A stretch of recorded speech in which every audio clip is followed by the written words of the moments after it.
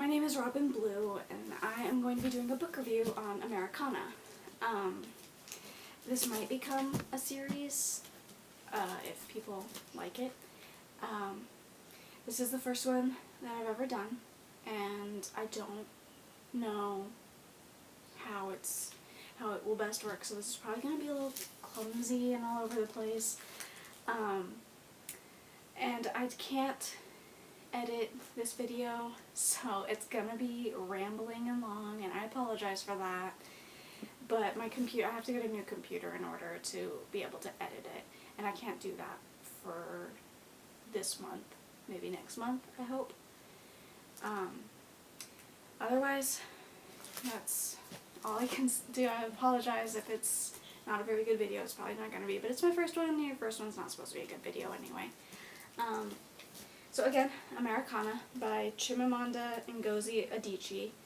I think she's from Lagos.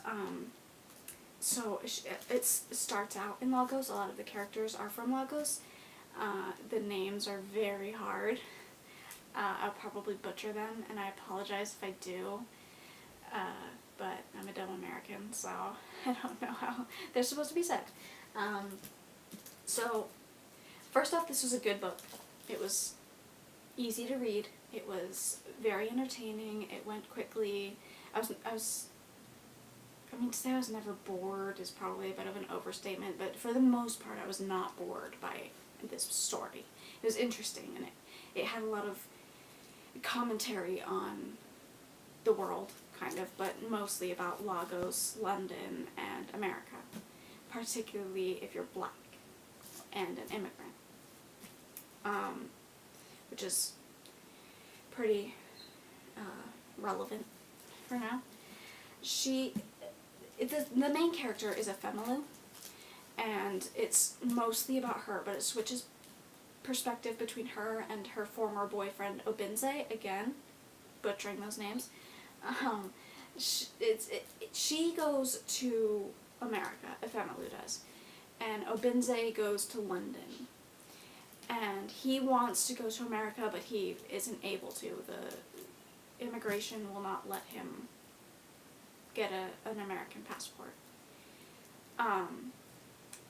So Efemelu spends a lot of time in America, basically alone. She does have her aunt there, Auntie Uju is what she's called, the character's name, and her cousin, Dike. And Dike's a lot younger than her. Auntie Uju goes to America before Efemelu does, and Dike is a toddler at most. So he grows up in America, and he's an interesting character. I'll probably get into that later, but he's an interesting character as being like from another place, but he grew up in America, versus Auntie Uju and Efemelu, who grew up in Lagos and moved to America. I did have some problems with this book. The love story between Efemelu and Obinze, it's not super... In the beginning of the story, it serves a purpose, and it's interesting for that, because he's kind of the catalyst to her wanting to go to America and then eventually going to America and being alone there. But their love story continues throughout the book, and by the end it kind of feels unnecessary. Like, I didn't feel like the love story was super important, and I didn't really care whether they got together in the end, and I think you were supposed to care, and I didn't really, so that was, and that could just be me. I don't like books, like particularly like this, that have a story and then add a love story on top of it, because I don't feel like that's needed. Almost every book does this, where it's about one thing, and then there's a love story, and there's no need for that love story. The love story serves no purpose. But that's personal preference. If you like love stories, you'll probably care whether they get together in the end. I just didn't. So I felt like a lot of that. And I felt like the message of the book got a little lost by the end, because it became completely about their love story, which was like... It just got very muddled, and kind of like it lost something for having a love story.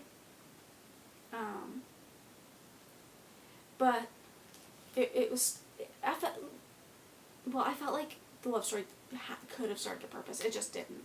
For me, anyway. So it's about, obviously, her going to America. It focuses mostly on her. And she starts a blog in America called, or I don't know what it's called, but it's about being I think it's called Non-American Black in America, or something like that. And it's about being from another country, being black, and living in America. And there were little excerpts from her blog in there that were really interesting. I liked those. I thought those were very useful in getting like an idea of her mind frame that was like a little harder to get in the main story. What this story is actually about, I think, is the differences between America and Lagos and London, and a lot of criticisms with them. And if you're a white American, it can be a little hard to read because it's very critical of white America. But I felt like that was good. If you can get past that, if you can kind of not get offended, it's really good to have that challenged for you, to kind of check yourself a little bit. And it was done well. It was not like, I mean, you could get offended, but it wasn't offensive all the time. The white characters in this do get a little one note. They're kind of all the same. None of them are very intelligent, but I think in a lot of white authors' books, there are not a ton of black characters, period, and there's just not a lot of intelligent black characters, so I'm going to give it a pass on that because I feel like that's, you know, it's like you write about what you know, and your race is kind of what you know, so I didn't mind that. It did get a little one note, but it was okay. It didn't make me like not want to read it. The storyline does not, it's not like a regular, like if you read Game of Thrones, it's like you're in the story and it's happening now, and you just kind of go along with it. This isn't like that. It's almost her at the end of her stay in America, because she stays there for about 14 years and then goes back to Lagos. It's kind of her recounting what happened in her mind. So it's not like this story goes from one event to another to another to another. It's kind of all over the place. That's not bad either. It can get a little confusing because in the beginning it starts out with her talking about Princeton or Harvard, one of the colleges that she went to, and I never could figure out in the book when she went to this college, because it goes from her struggles to get to America to her struggles in America, finding a job and understanding the culture and kind of figuring out that it's not the fairy tale she thought it was going to be, and it can be a little confusing, having it jump around so much. It spans such a long amount of time that it can, for me, it felt a little indulgent in its length. I felt like it could have been a little bit shorter, while at the same time it could have even been longer, because there was a lot of detail that was missing. I didn't always have like a sense of what they were feeling and how they dealt with things. I did like Efemelu as a character, though. She was one of my favorites. She was real. She was flawed. I feel like a lot of the heroes of books are very, not flat exactly. They're not very human, really. She was very human. She contradicted herself. She would say one thing and then realize that she meant something else, and she was very human, and I liked that. I really liked her. I was rooting for her. I liked the different relationships that she had. Some of them, because there's a lot of characters. Again, it spans a long amount of time. She has her school friends, and she meets them throughout the book again, and I had the hardest time keeping them straight. Also, she has a boyfriend named Blaine, I never felt like I got to know Blaine, by the way. The relationship, the way that it was set up, it was like she told about something that happened in the middle, and then something that happened at the end, and then something, how they met, and then the middle again, and then after they were already broken up. It was like kind of all over the place. It was hard to get to know Blaine as a person. He has a lot of friends, and they're hard to keep straight. Like, all of his friends, again, they're all kind of the same. I could not, there was no real difference. Shandy, his sister, I could keep straight. She was a little easier, and I liked that there was a character in there that was unlikable. Like, Shandy's not likable.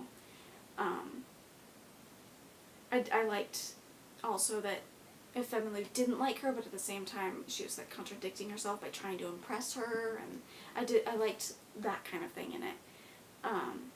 But the friends, I couldn't even tell you any of their names right now. I don't know. They were hard to keep straight. And that was true of their friends and their business partners. I mean, there were a lot of characters, and they kept, even towards the end of the book, they were still introducing new characters, and that was like hard. I felt like she really needed to cut down on the characters. But that, again, was not a deal breaker for me. I still really loved the book. It's with her parents. I really liked her father's story. Her father he loses his job and he can't find another one, and they're struggling, and they're like, can't make any money, and they're very dependent on other people for help. I liked that because it really mirrored her experience in America, and it was a kind of compare and contrast moment between Lagos and America, where you saw his struggles with finding a job and then her struggles with finding a job, and the different reasons why. But her mother's story, I did not, maybe there was a message there, I didn't get it. Her mother is super fun-loving, and she's very vivacious, and Ephemeru loves her, and then suddenly she becomes very, very, very religious, and just loses that funness. And that kind of was it for her story, and I didn't really understand what point was being made. Maybe it was a commentary on Lagos, I'm not sure. I didn't understand that, and it kind of felt pointless, and her parents kind of never come into the story again, so it's like, I didn't see the point of that, and I felt like that could have been taken out. Again, it's a long book. Her relationship with Auntie Ulu and Dike, I loved. Because Auntie Ulu comes to America and becomes highly critical of America. She almost hates America. And Dike doesn't remember Africa, and so he's completely enmeshed in American culture, and he acts like an American, he talks like an American, he has all the problems of an American. It's an interesting commentary on the differences between coming from somewhere and trying to put yourself into a culture you're not used to versus growing up in that culture and being used to it, and the problems that creates between these two different, him and his mother, and her, Ephemeru's relationship with him is interesting. I wish he would have been in it a little bit more, but they didn't live in the same place, and she kind of had her own life that she focused on, so I do understand why he wasn't in it a whole bunch. I did kind of feel like his story didn't really get wrapped up, but maybe that was kind of the point. That I don't like when books wrap everything up perfectly and everything's just happy now. Like, that's not real life. So I did like, maybe it was intended that he didn't really have everything figured out by the end.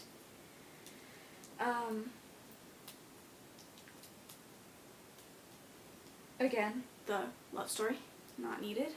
She could have cut out a lot by cutting out some of that love story.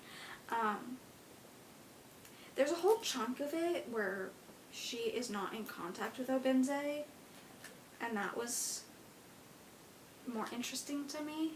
I mean, she had relationships in that time, and they weren't always terribly interesting. She had a relationship with a white man, and that was interesting. But he was kind of... It was like a white character that I didn't identify with, so I don't... He was a rich white man, basically, and he was like... He was very superficial, and she liked that about him, that he was just kind of fun-loving and didn't really think about the problems of life, and he didn't really understand why she had such a problem with America. That was a character I didn't really identify with, so I don't know. Their relationship was interesting, and I was glad it was in there. I just wish that I could have seen a little more of myself in this white character, because I felt like it would have helped me see her point of view a little better. It's, again, a long book. If you don't like long books, at least give it a try, because it's easy. It's not like something like, even Game of Thrones I feel like is harder than this. It's quick. It keeps you moving. There's not a lot of, like, dead space. It was interesting. If you're super defensive, if you get defensive when your kind of world is challenged, just know that this book is going to challenge it. I do get defensive a lot. What I do is I pretend like my arguments are being told to me by someone else, and I have to defend the arguments of the book, and that helps me see the opposite side. If that works for you, try it. Otherwise, I mean, just give the book a try. Try to keep an open mind, but you might be offended a little bit. Same with London, although maybe to a lesser extent because you don't spend as much time in London in this book. But they are critical of London as well. But they're also critical of Lagos. Do keep in mind when you read about the Lagos parts that they criticize it almost to the same extent that they do America. So it's not like it's just America. They're critical of everything. I don't know why I keep saying they. She is critical of everything.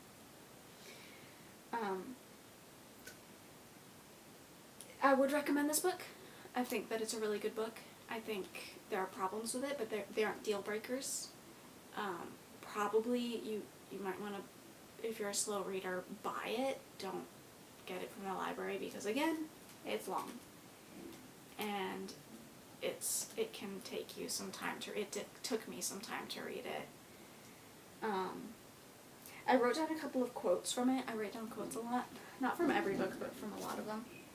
I'll read them, and then that'll kind of be the ending thing that I'll do.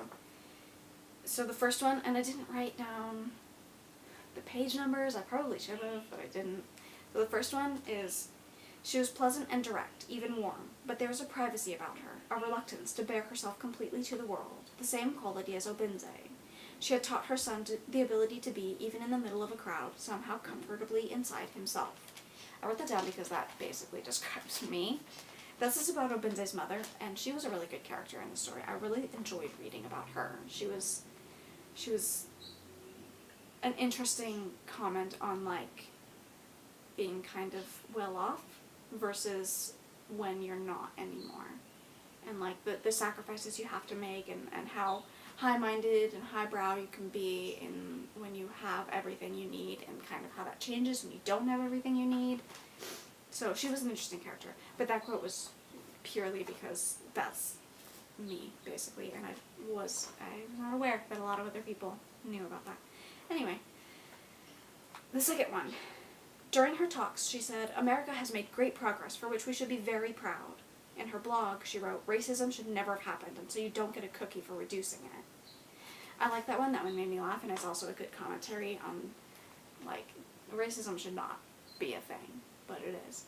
And the fact that we're, like, patting ourselves on the back for, like, reducing it is kind of a little ridiculous because it existed in the first place. And it's also an interesting comment on how when we're in front of a group of people, we'll kind of tell them what they want to hear versus when you're in front of a camera, say, or writing on a keyboard. You can kind of just say whatever you want, and, like, you don't have to worry about the reactions of people so much.